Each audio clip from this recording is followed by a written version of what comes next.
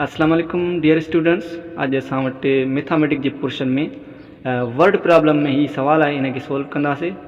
असीं IBA 5 to 15 matriculation category test जी तैयारी करे रहिया आहियूं। टेस्ट जे अंदरि तव्हांखे हिन टाइप जा सवाल ॾिना वेंदा वर्ड प्रॉब्लम में। अचो त हिन सवाल खे सोल्व करियूं था। पहिरियां सम्झूं था, उन खां बाद में सोल्व करियूं था। ठीकु आहे।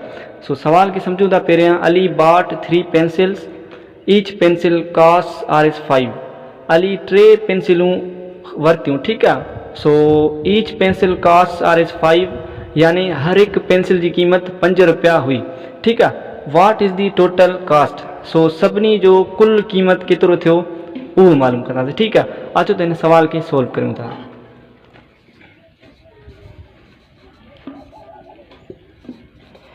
हाणे हर हिकु पेंसिल जी क़ीमत घणी आहे?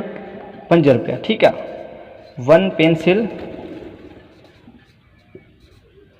5 रुपीज़। ठीकु आहे। उन खां बाद में टोटल अली केतिरा पेंसिल ख़रीद कया? 3 पेंसिल्स।